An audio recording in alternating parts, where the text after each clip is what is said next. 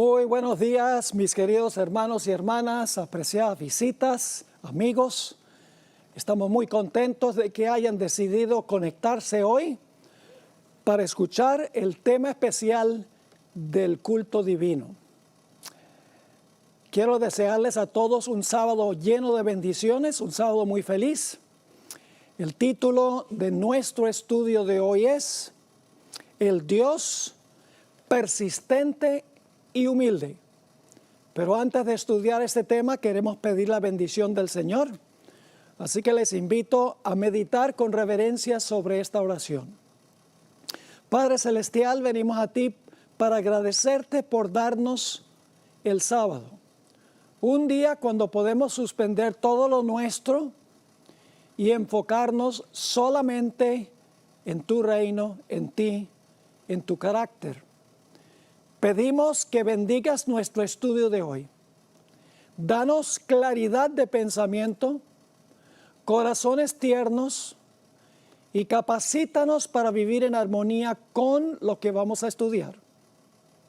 Gracias te damos por la promesa de tu presencia. Reclamamos esa promesa en el nombre poderoso de Cristo nuestro Salvador. Amén. Los capítulos 4 y 5 de Daniel están estrechamente relacionados. Vamos a notar algunas conexiones que existen entre estos dos capítulos. En primer lugar, ambos capítulos relatan historias de reyes babilonios, autosuficientes, arrogantes y despóticos. En segundo lugar, Daniel 5, 18 al 22, conecta con el capítulo 4, porque allí encontramos a Daniel explicándole a Belsasar que Belsasar conocía toda la historia de lo que ocurrió en el capítulo 4.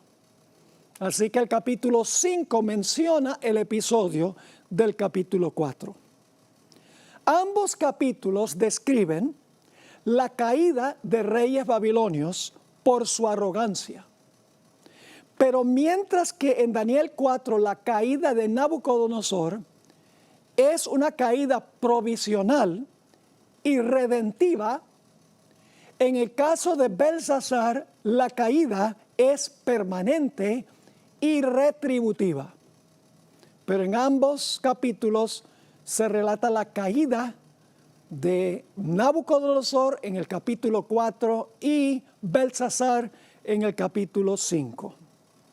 Claro, surge la pregunta, ¿por qué razón hubo lugar para arrepentimiento de Nabucodonosor y no para Belsasar? La razón la explica en el pasaje que mencioné anteriormente, Daniel 5, 18 al 22, a donde nos dice que Belsasar pecó con la mano alzada contra Dios. Él conocía la historia de la locura de su abuelo Nabucodonosor. Y sin embargo, a pesar de que tenía esa luz gloriosa de la experiencia de Nabucodonosor, no se arrepintió ni humilló su corazón delante de Dios. Y por lo tanto se cerró la puerta de la gracia para Belsasar. Ahora en Jeremías 51 y el versículo 9 encontramos algo muy interesante. La historia de Babilonia y Belsasar no tiene que haber terminado como terminó. En Jeremías 51 y el versículo 9 dice: quisimos curar a Babilonia, mas ella no quiso. Dejadla y vámonos cada uno a su tierra, porque ha llegado hasta el cielo su juicio y se ha alzado hasta las nubes.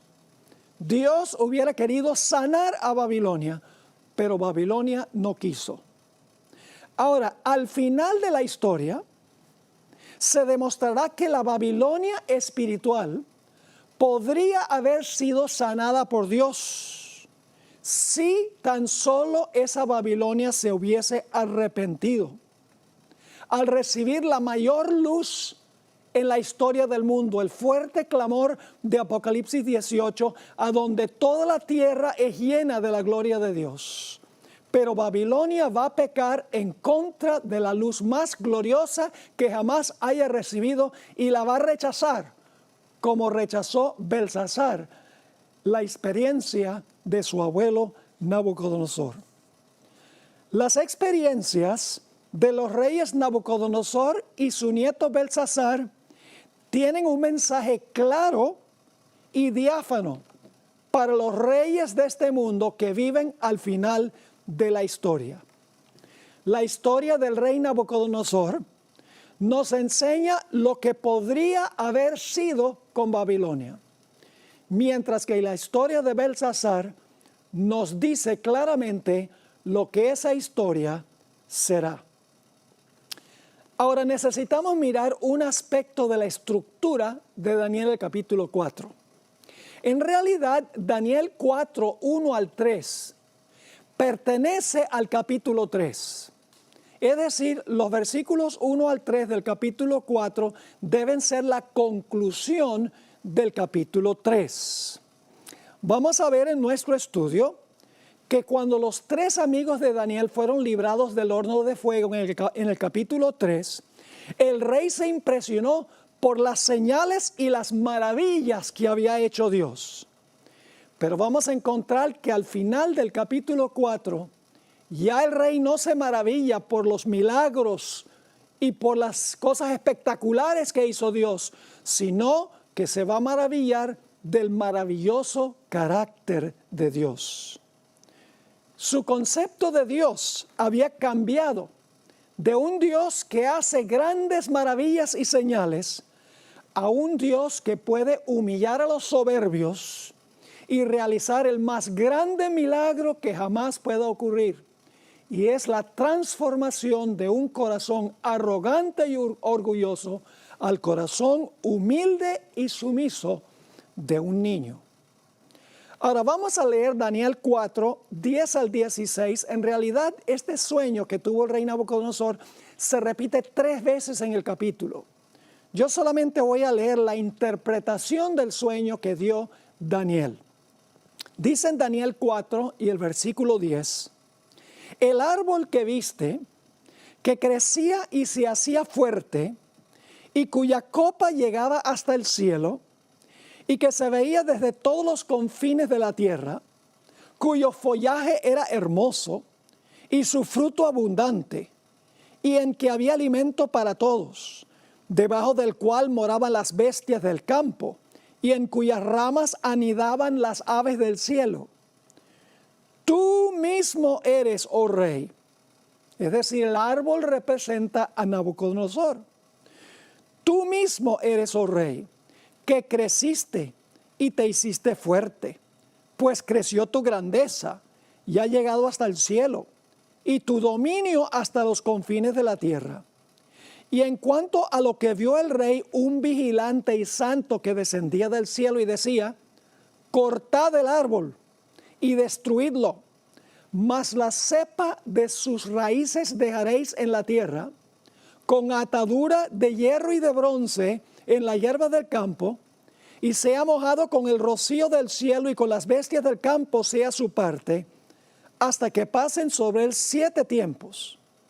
Esta es la interpretación, oh rey, y la sentencia del Altísimo que ha venido sobre mi señor el rey, que te echarán de entre los hombres, y con las bestias del campo será tu morada, y con hierba del campo te apacentarán como a bueyes. Y luego dice, y con el rocío del cielo serás bañado, y 7 tiempos pasarán sobre ti, hasta que conozcas que el Altísimo tiene dominio en el reino de los hombres y que lo da a quien Él quiere.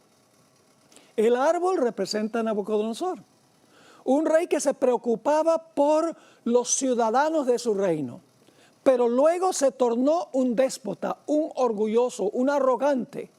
Por lo tanto, el árbol fue cortado y 7 años pasan sobre ese árbol, pero la cepa en la raíz todavía está viva.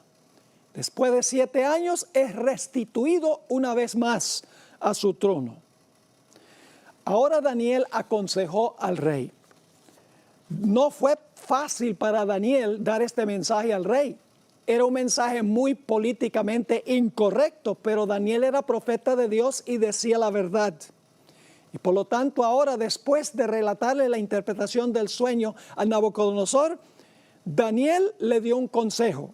En el capítulo 4 y el versículo 27, encontramos que Daniel le dice: tus pecados redime con justicia, y tus iniquidades haciendo misericordias para con los oprimidos, pues tal vez será eso una prolongación de tu tranquilidad. Por un año, Nabucodonosor recordó el sueño y, lleno de temor, dejó a un lado su arrogancia. Pero después de un año, cuando no pasó nada, el rey dijo para sí: el sueño ese no se va a cumplir. Y nos dice en Daniel 4, 29 y 30, que después de 12 meses el rey se llenó de orgullo y arrogancia de nuevo. Leo esos versículos. Daniel 4, 29 y 30. Al cabo de 12 meses, paseando en medio del palacio real de Babilonia, habló el rey y dijo: ¿no es esta la gran Babilonia que yo edifiqué para la casa real con la fuerza de mi poder y para la gloria de mi majestad? Noten el pronombre personal posesivo. Dice: ¿no es esta la gran Babilonia que yo edifiqué para casa real con la fuerza de mi poder y para gloria de mi majestad? Ahora, cuando el rey demostró esa arrogancia y desafío para con Dios, encontramos que Dios pronunció la sentencia contra él. Se encuentra en Daniel 4, 31 al 33. Aún estaba la palabra en la boca del rey, cuando vino una voz del cielo: a ti se te dice, rey Nabucodonosor, el reino ha sido quitado de ti, y de entre los hombres te arrojarán, y con las bestias del campo será tu habitación, y como a los bueyes te apacentarán. Y 7 tiempos, que son 7 años, 7 tiempos pasarán sobre ti, hasta que reconozcas que el Altísimo tiene el dominio en el reino de los hombres, y lo da a quien Él quiere. En la misma hora se cumplió la palabra sobre Nabucodonosor, y fue echado de entre los hombres, y comía hierba como los bueyes, y su cuerpo se mojaba con el rocío del cielo, hasta que su pelo creció como plumas de águila, y sus uñas como las de las aves. El que se exaltó fue severamente humillado por Dios. Ahora vamos a notar algunas lecciones prácticas que podemos aprender de esta historia de Daniel, el capítulo 4. Porque podemos aprender de este capítulo valiosas lecciones, especialmente en el proceso que usó Dios para convertir el corazón del rey. Los primeros 4 capítulos de Daniel revelan a un Dios paciente y perseverante, obrando sobre el corazón de Nabucodonosor para transformarlo a su imagen. Dios es incansable en la procura de la salvación del rey en los primeros 4 capítulos. Dios está dispuesto de trabajar incansablemente en favor de los más orgullosos, de los más endurecidos en el pecado. Notemos cómo los primeros 4 capítulos demuestran el proceso que sigue Dios en trabajar con el corazón de este rey arrogante.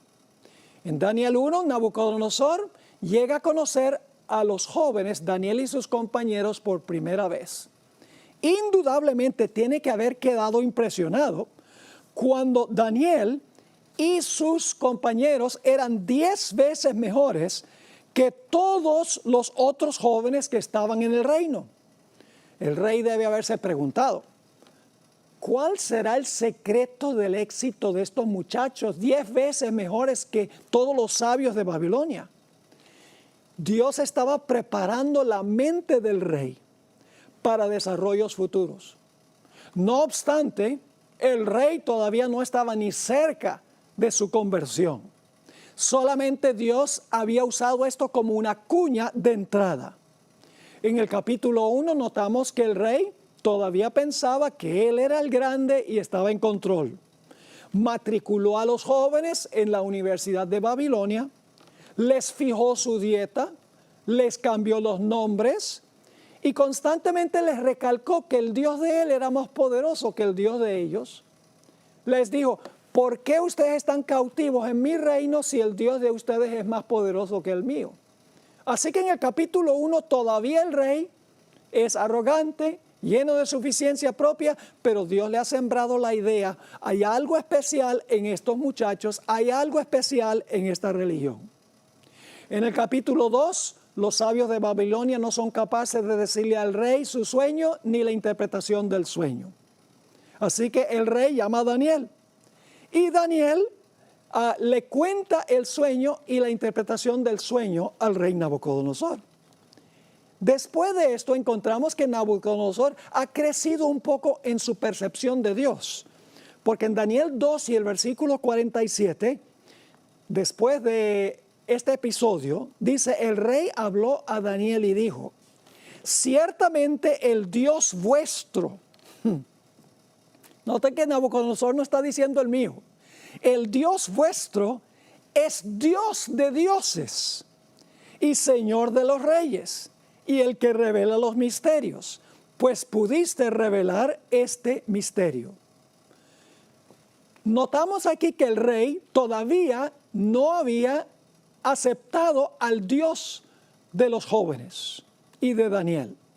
Sencillamente dice, es el Dios de ustedes y es el Dios de los dioses, es decir, posiblemente sea el mayor de todos los dioses. Ha crecido en su percepción de Dios. Luego viene el capítulo 3. En el capítulo 3, Jesús mismo entra al horno de fuego para librar a los 3 jóvenes que habían sido echados allí. Después de esta experiencia, encontramos que el rey continuó siendo idólatra, continuó siendo arrogante, altanero y cruel. Pero Dios no se rindió, siguió trabajando con él. Noten Daniel 3 y el versículo 29 que el rey todavía es politeísta, todavía no se ha convertido, pero Dios lo está llevando paso a paso. Dice en Daniel 3:29, por lo tanto, este es un decreto del rey Nabucodonosor, decreto que todo pueblo, nación o lengua, que dijere blasfemia contra el Dios de Sadrach, Mesach y Abednego, sea descuartizado y su casa convertida en muladar, por cuanto no hay Dios que pueda librar como este. Varias características indican que Nabucodonosor todavía era politeísta. En primer lugar, Jehová no es el Dios de él, es el Dios de Sadrach, Mesach y Abednego. En segundo lugar, el decreto del rey no prohíbe adorar a otros dioses, sino que prohíbe hablar blasfemia contra el Dios de Sadrach, y Mesach y Abednego. Y encontramos en este episodio que al final Nabucodonosor es igual de cruel que antes del episodio, porque dijo que cualquiera que blasfemara contra el Dios de esos 3 muchachos iban a descuartizarlos, iban a demoler sus casas. En otras palabras, era igualmente cruel. Finalmente, en Daniel 4:1 al 3, como ya dijimos, el rey ve a Dios como un Dios milagrero, como un Dios que hace señales. Es decir, ha crecido en su conocimiento. Dios es un gran Dios porque hace señales y hace milagros, pero todavía el rey no se ha convertido al Señor. Pero Dios lo está llevando paso a paso. Dios se está revelando a él. Vemos en este proceso a un Dios paciente. Dios que no se rinde cuando el rey rehúsa doblegarse en el principio. Dios tiene una gran pasión para la salvación del rey. Dios está constantemente acechándolo, constantemente demostrando que Él es el verdadero Dios, que Él es el único Dios. Y sin embargo, a comienzos del capítulo 4 encontramos que todavía el rey Nabucodonosor es politeísta antes de que él enloqueciera. En Daniel el capítulo 4 y el versículo 8 encontramos que todavía él es siervo de su Dios. Dice aquí en Daniel el capítulo 4 y el versículo 8, hasta que entró delante de mí Daniel, cuyo nombre es Beltsasar. Ahora escuchen bien, como el nombre de mi Dios, en quien mora el espíritu de los dioses santos. Es decir, él está hablando no del Dios de Daniel, como el verdadero Dios. Él dice, yo puse los nombres a estos muchachos en honor a mi Dios. Yo puse el nombre a Daniel en honor a mi Dios. Todavía es politeísta. El concepto que tenía Nabucodonosor de Dios era el que tenían los paganos de la antigüedad. La misma actitud que tenían los caldeos. Cuando los caldeos no pudieron revelarle al sueño a Nabucodonosor en el capítulo 2, ellos dijeron, lo que tú estás pidiendo es injusto. Porque no hay nadie que pueda revelar esto sino los dioses cuya morada no es con carne. El concepto que tenían los antiguos era que los dioses eran déspotas, que se aprovechaban de los seres humanos para complacerse a sí mismos. En el proceso maltrataban a sus súbditos.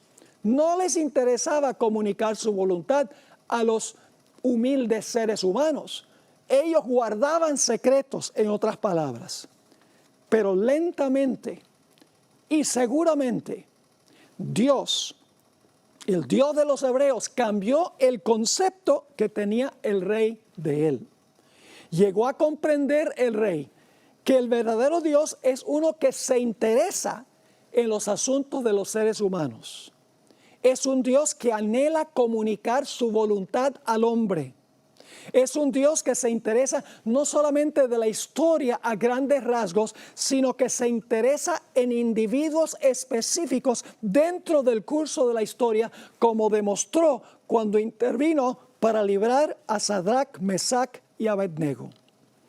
En efecto, el rey llegó a comprender que el gran Dios, que está más allá del tiempo y del espacio, estaba interesado en salvarlo a él individual y personalmente.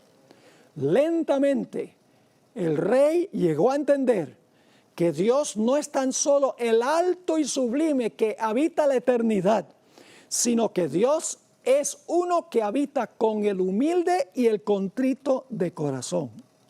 Se dio cuenta que Dios se preocupa por sus hijos en la tierra, que Dios quiere revelar su voluntad a sus hijos en la tierra. Él entendió esto cuando vio que Cristo se preocupó por esos 3 muchachos que estaban en el horno de fuego. Así que en Daniel 1 al 4 vemos que el Dios de los hebreos es paciente y longánimo y que hace todo lo que está a su alcance para alcanzar a las personas y salvarlas. Dios aún le dio 12 meses de misericordia y de gracia a Nabucodonosor para ver si podía evitarse lo que Dios había dicho que iba a pasar si no se sobreponía a su arrogancia. Pero la profecía era condicional y cuando el rey se enorgulleció, Dios lo humilló. Y al final del capítulo, finalmente Nabucodonosor se había convertido en verdad al Señor. Ahora necesitamos preguntarnos, ¿cuándo ocurrió este episodio de Daniel 4 en el reinado de Nabucodonosor? ¿Será que su locura fue al comienzo de su reino, a la mitad de su reino, o será hacia el final de su reino?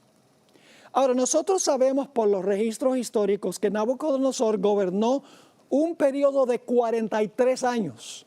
desde el año 605 antes de Cristo hasta el año 562 antes de Cristo. Esto tiene que haber ocurrido hacia el final de su vida, por varias razones. La primera razón es que Daniel 4:4 nos dice que el rey estaba tranquilo en su palacio, floreciente allí. Es decir, si hubiera estado en los principios de su reinado o en la mitad de su reinado, hubiera estado yendo a las batallas, a las guerras de conquista, pero ahora estaba tranquilo en el palacio, disfrutando los frutos de sus conquistas. En otras palabras, sus conquistas habían concluido. Ahora sabemos que la última campaña militar del rey se realizó en el año 37 de su reinado. Es decir, nosotros sabemos que su última campaña fue en el año 37 de su reinado, que sería el año 568 antes de Cristo. En esa batalla él conquistó a Egipto. Ahora, tanto la Biblia como el Espíritu de Profecía dicen que Dios le dio Egipto a Nabucodonosor como premio por su larga campaña contra Tiro, que no fue muy exitosa. La guerra de Nabucodonosor contra Tiro duró 13 años. Fue una guerra cansadora y Dios le dio Egipto al rey Nabucodonosor como recompensa por sus muchos años que estuvo allí. Ahora, nosotros sabemos que en el año 605 a.C. el rey estaba en sus cabales, porque ese es el relato que encontramos en Daniel, el capítulo 1. Sabemos que en el año 597 a.C. todavía el rey estaba en su sano juicio, porque en ese año fue a la ciudad de Jerusalén y Jerusalén cayó por segunda vez. También sabemos que en el año 586 el rey estaba en sus cabales, porque ese es el año en que fue contra Jerusalén y destruyó la ciudad. Sabemos también que él estaba en sus cabales del año 582 al año 569, cuando fue contra Tiro, los 13 años. Sabemos también que estaba en sus cabales cuando fue contra Egipto en el año 568. Es decir, nosotros sabemos que él estaba en sus cabales, estaba normal mentalmente desde el año 605 hasta el año 568 a.C., 37 años después de comenzar su gobierno. Así que nos preguntamos, ¿por qué hay un silencio histórico durante los últimos 7 años de su vida? Sin lugar a dudas, los últimos 7 años de su vida, el rey estaba disfrutando su buena dieta vegana con los animales del campo. Esto significa, escuchen bien, que Nabucodonosor se convirtió en el año 43 de su reinado. Es cuando volvió a sus cabales. Dios luchó con él por 43 años para ganarlo para sí. Y finalmente, en el último año de su reinado, Dios prevaleció y Dios ganó el corazón del rey. Esto demuestra a un Dios persistente, un Dios que no se rinde, un Dios que se preocupa por una sola persona, hace todo lo posible por salvar a esa persona. Elena White, en un documento Manuscript Releases, tomo 13, página 63, escribió que este episodio de la locura de Nabucodonosor ocurrió más adelante en un periodo posterior del reinado de Nabucodonosor. Dice, cuando primero conoció a Daniel, en Daniel 1, el rey se había dado cuenta que el profeta era el único que podía darle alivio en medio de su perplejidad. Y ahora, en el capítulo 4, en un periodo posterior, cuando se le dio otra visión que le dejó perplejo, se acordó de Daniel. Así que Dios luchó por 43 años con el rey, paso a paso. Daniel 1, los 3 jóvenes 10 veces mejores. En Daniel capítulo 2, Daniel le dice el sueño y la interpretación. En Daniel 3, Jesús mismo libra a los jóvenes del horno de fuego. Y finalmente en Daniel 4, Dios lo humilla. Y cuando termina su experiencia, Nabucodonosor pasa por una genuina conversión. Elena White describió en Patriarcas y Profetas, página 382, la conversión del rey Nabucodonosor. Escribió esto: el que fuera una vez orgulloso monarca había llegado a ser un humilde hijo de Dios. El gobernante tiránico e intolerante era un rey sabio y compasivo. El que había desafiado al Dios del cielo y blasfemado contra él, reconocía ahora el poder del Altísimo y procuraba fervorosamente promover el temor de Jehová y la felicidad de sus súbditos. Bajo la reprensión de aquel que es Rey de reyes y Señor de señores, Nabucodonosor había aprendido por fin la lección que necesitan aprender todos los gobernantes, a saber, que la verdadera grandeza consiste en ser verdaderamente buenos. En otra cita que se encuentra en la Review and Herald, 11 de enero de 1906, ella escribió: el rey Nabucodonosor, ante quien Daniel había honrado con tanta frecuencia el honor de Dios, finalmente fue plenamente convertido y aprendió a engrandecer y alabar al Dios del cielo. Y ahora el rey, plenamente convertido, restaurado a su trono, ahora llegó a ser un testigo ante su reino en cuanto al verdadero Dios, el Dios de Israel. En la revista Youth's Instructor, diciembre 13 de 1904, Elena White escribió en cuanto a lo que hizo Nabucodonosor para contar su experiencia. Dice: el rey que ocupaba el trono de Babilonia llegó a ser un testigo a favor de Dios, dando su testimonio cálido y elocuente, que fluía de un corazón que participaba de la misericordia y la gracia, la justicia y la paz de la naturaleza divina. Mayor que cualquier milagro o prodigio, como librar a los jóvenes del horno, a Daniel del foso de los leones, etcétera, es la transformación del corazón de una persona, de un corazón egoísta a uno que pone a Dios y a otros en primer lugar.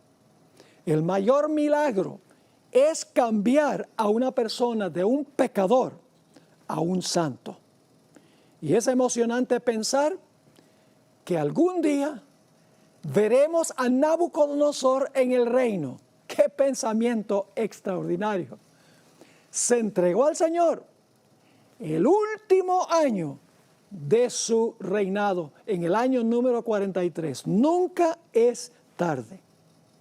Otra lección que podemos aprender de esta historia es que Dios le delega dominio y reino a los gobernantes del mundo. Pero Dios es aún el soberano absoluto y el árbitro de la historia. El sueño que recibió el rey del árbol nos recuerda de que Dios colocó al hombre para tener dominio sobre la tierra, sobre las aves del cielo, las bestias del campo y los peces del mar. Ese dominio que Dios le dio al hombre debía ser un dominio bondadoso, amante, misericordioso. Debía traer vida, paz y prosperidad a los súbditos del reino. Pero cuando Adán pecó, los gobernantes terrenales se volvieron tiránicos y despóticos y abusaron de su dominio. Los gobernantes debían siempre recordar que ellos eran súbditos del gobierno absoluto de Dios y como tales debían velar por el bien de sus súbditos. Pero con el transcurso del tiempo, los gobernantes olvidaron su mayordomía y abusaron de y explotaron a sus súbditos, gobernaron para sí mismos y olvidaron beneficiar a aquellos sobre los cuales gobernaban. Qué gran lección para los gobernantes de hoy en día. Nabucodonosor pensaba que él era rey por su propia sabiduría y por su propia habilidad. Dijo, ¿no es esta la gran Babilonia que yo edifiqué para casa real con la fuerza de mi poder y para la gloria de mi majestad? Pero la pregunta clave es, ¿por qué era rey Nabucodonosor? El tema central del libro de Daniel, creo yo, se encuentra en Daniel 2 y el versículo 21. Creo que es el versículo más importante de todo el libro. Claro, es un poco difícil decir cuál es el versículo más importante, pero creo que este versículo tiene el tema central del libro. Daniel 2:21 dice que Dios hace tres cosas. Él muda los tiempos y las edades. Muda significa cambia los tiempos y las edades. Pone reyes y quita reyes.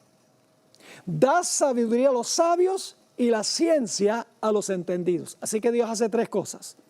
Está en control de los tiempos, pone y quita reyes y da sabiduría a los sabios e inteligencia a los entendidos. Estas tres ideas las encontramos claramente reveladas en Daniel 4. En primer lugar, Dios cambió los tiempos del rey. Él estaba pensando que iba a disfrutar los frutos que él había ganado en sus conquistas, que los últimos años de su reinado iba a ser de paz y de satisfacción propia.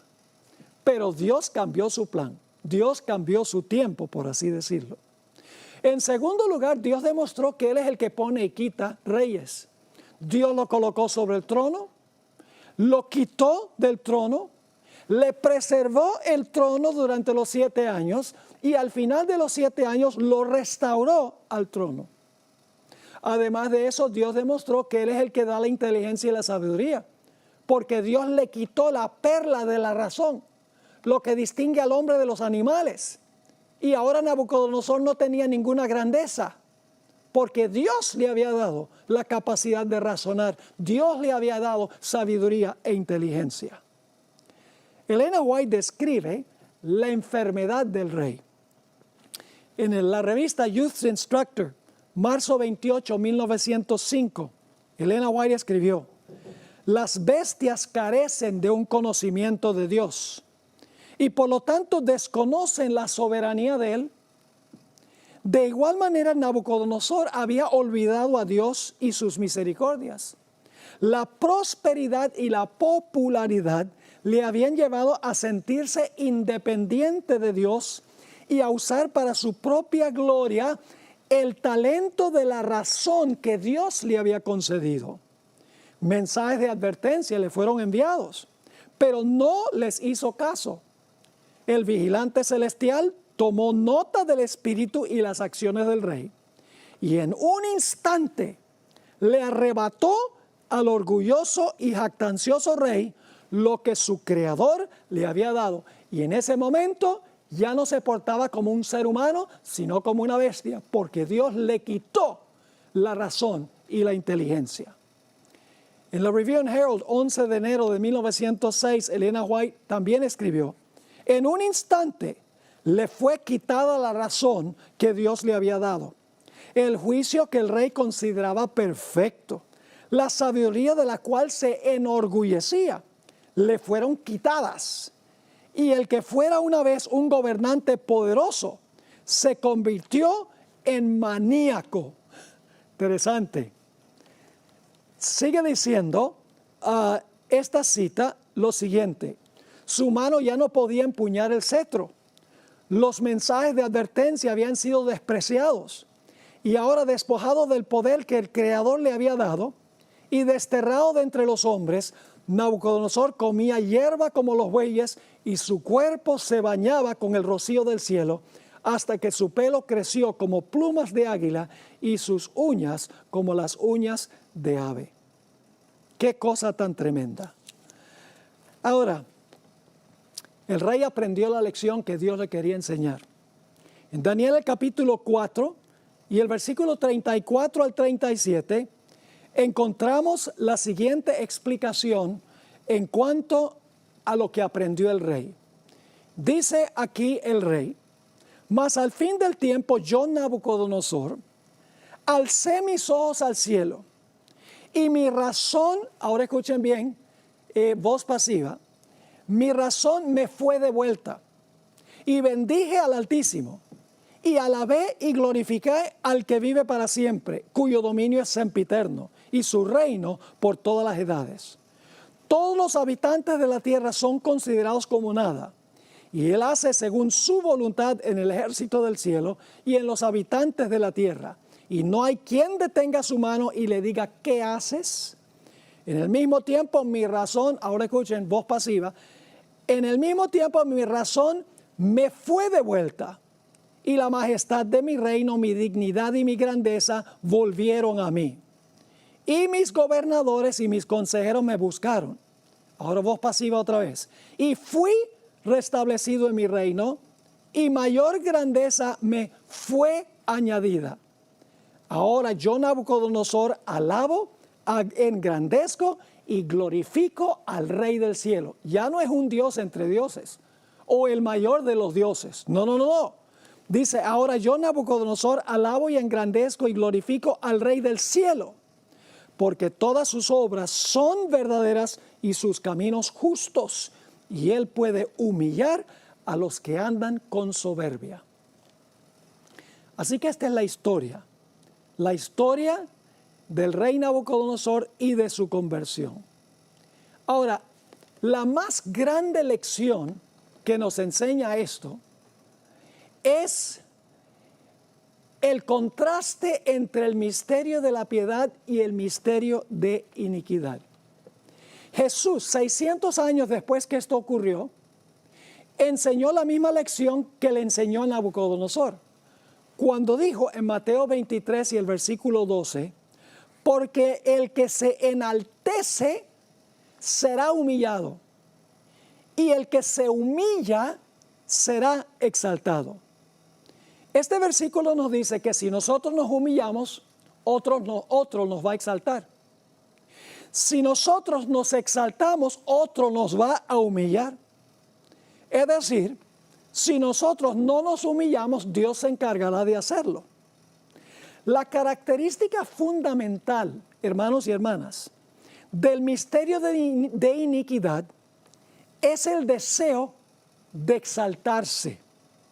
Al comienzo de la historia, Eva deseó ocupar la posición de Dios. El resultado fue que ella y su esposo terminaron en el polvo de la tierra, según Génesis el capítulo 3. Lo interesante es que la palabra polvo en latín es la palabra humus, de donde viene nuestra palabra humildad. Es decir, humildad significa rebajarse hasta el polvo para exaltar al Dios grande, el Dios del universo. En Ezequiel 28 nos dice que Lucifer se infectó con lo que yo llamo los 4 pecados del orgullo. ¿Cuáles son los 4 pecados del orgullo? Número 1, dice en Ezequiel 28:12 que se enorgulleció de su sabiduría y la corrompió. Segundo punto, Ezequiel 28:12 y 17 dice que se llenó de orgullo por su hermosura. En tercer lugar, Ezequiel 28:4 y 5 dice que se exaltó por sus riquezas. Y en cuarto lugar, aspiró a la posición de poder de Dios, según Ezequiel 28, versículo 2, versículo 3 y versículo 6. Pero ¿qué pasó con Lucifer? El que quiso exaltarse hasta la posición de Dios, dice que fue echado abajo y finalmente será destruido y dejará de ser. En Isaías 14 dice que Lucifer quería ascender y a tumbar a Dios de su trono. Pero dice ahí mismo en Isaías, el capítulo 14 y el versículo 12 y 14, que Dios lo derribará. En 2 de Tesalonicenses, el capítulo 2, dice que el hombre de pecado, el anticristo, la bestia, el cuerno pequeño, el rey del norte, tiene diferentes nombres en la Biblia, dice que quiere sentarse en el templo de Dios haciéndose parecer Dios. Pero la profecía dice que será echado finalmente en el lago de fuego. Es decir, el principio del misterio de iniquidad es exaltarse, pero el que se exalta será humillado. Ahora, el misterio de la piedad es exactamente lo contrario. El misterio de la piedad es cuando una persona se humilla y entonces Dios la exalta. El pasaje clásico de esto es el que encontramos en Filipenses 2 y el versículo 6 al 11. Filipenses 2, 6 al 11. Fíjense el movimiento. El que se humilla será exaltado. El que se exaltare será humillado. Lucifer quería ocupar la posición de Dios, será echado al lago de fuego. Pero el misterio de la piedad es distinto. Noten lo que dice aquí en Filipenses 2, 6 al 11, un pasaje muy bien conocido. Empezando en el versículo 5 para el contexto.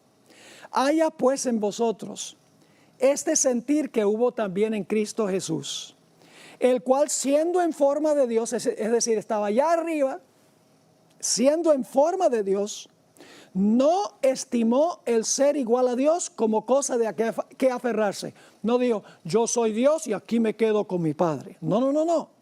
Versículo 7. Sino que se despojó a sí mismo. Es decir, Él se humilló voluntariamente, tomando forma de siervo, hecho semejante a los hombres.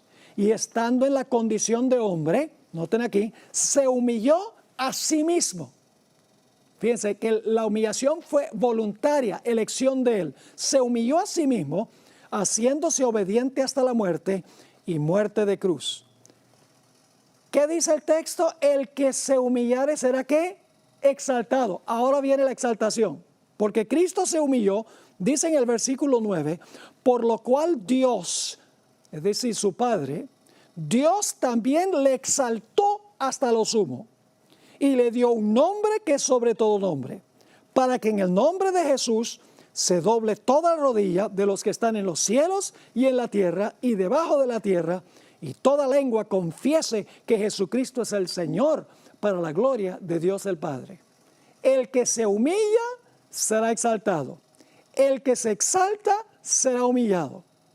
Aquí tenemos claramente la lección de lo que es el misterio de la piedad.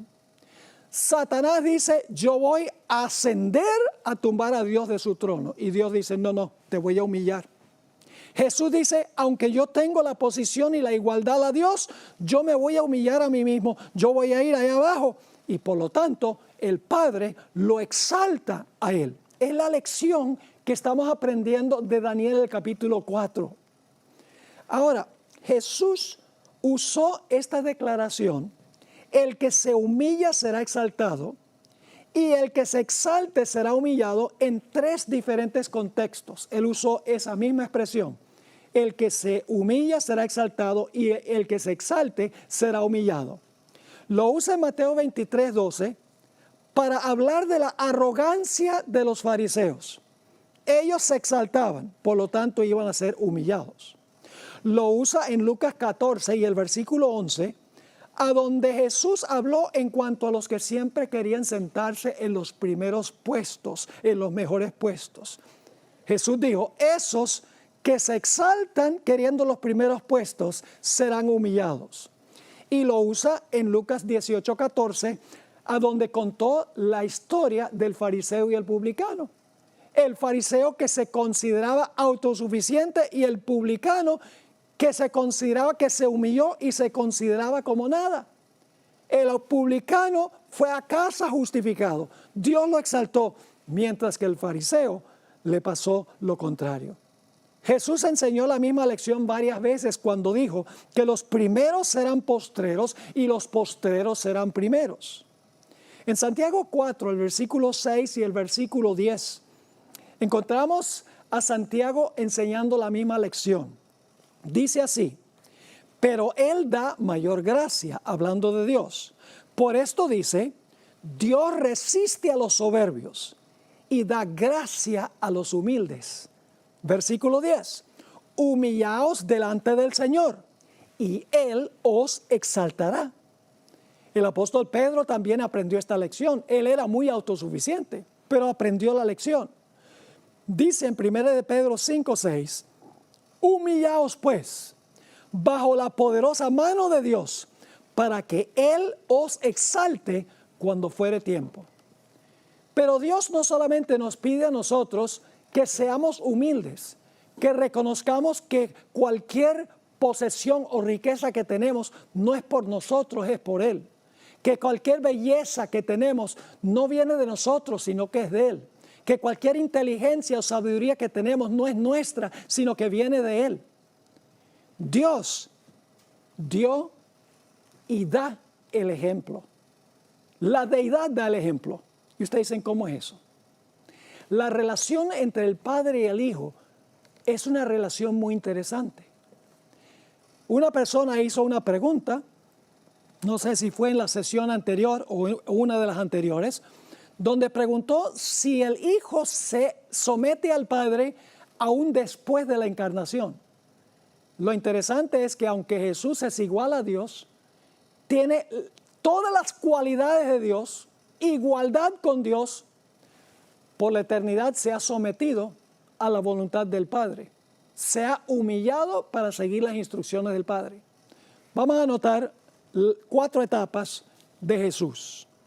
La primera etapa es antes que existiese este mundo. Voy a leer de Patriarcas y Profetas la siguiente cita que se encuentra en el capítulo sobre el origen del mal. El Rey del universo convocó a las huestes celestiales a comparecer ante Él, a fin de que en su presencia Él pudiese manifestar cuál era la verdadera posición que ocupaba su Hijo y dar a conocer cuál era la relación que Él tenía con todos los seres creados. Porque Lucifer había dicho que Jesús era igual a Él, y porque el Padre favorecía a Jesús y no a Él, igual. Así que el Padre dice, voy a llamar a todos los seres celestiales para explicarles la verdadera posición de mi Hijo. Sigue la cita. El Hijo de Dios compartió el trono del Padre, y la gloria del Ser eterno que existía por sí mismo cubrió a ambos. Ahora escuchen.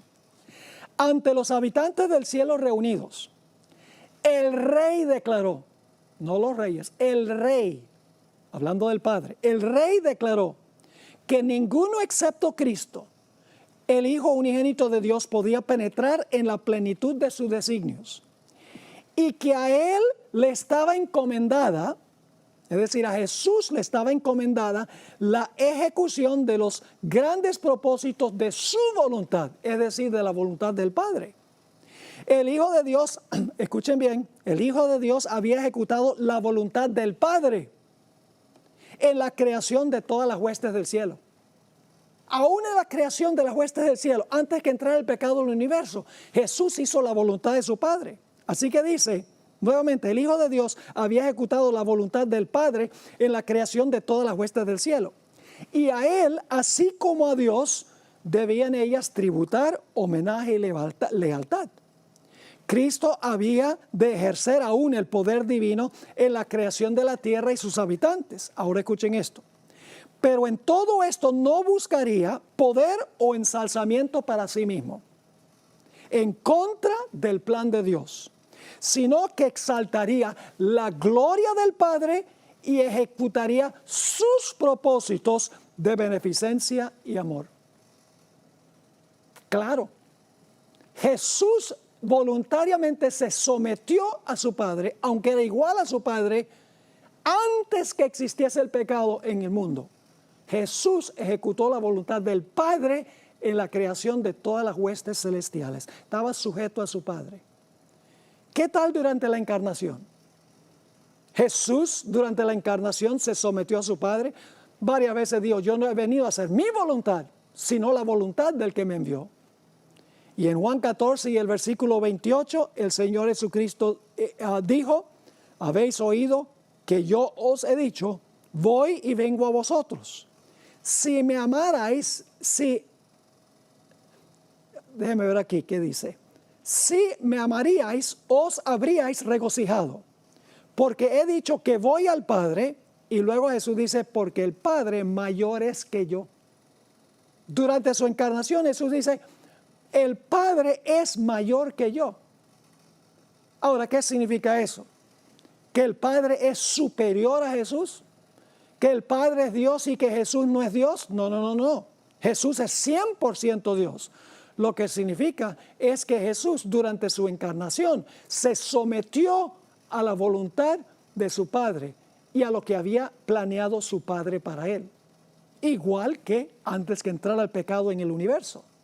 Ahora, ¿qué tal después de la encarnación, cuando Cristo fue al cielo? Bueno, notemos 1 Corintios el capítulo 11 y el versículo 3. 1 Corintios el capítulo 11 y el versículo 3. Esto es después que Cristo ascendió al cielo. Pero quiero que sepáis que Cristo es la cabeza de todo varón, y el varón es la cabeza de la mujer, y Dios la cabeza de Cristo. Cristo tiene una cabeza, y la cabeza es su Padre. Por eso cuando leímos en Filipenses 2 y el versículo 6 al 11, dice que cuando Jesús se humilló, luego el Padre lo exaltó a lo sumo. El Padre le dio un nombre que es sobre todo nombre. Y toda lengua confiesa que Jesucristo es el Señor para la gloria de Dios el Padre. Es decir, después de su encarnación, el Señor Jesucristo aún está sujeto a su Padre, voluntariamente. ¿Qué diríamos de la eternidad? En 1 Corintios 15 y el versículo 28 nos dice que por la eternidad futura Jesús se someterá a su Padre.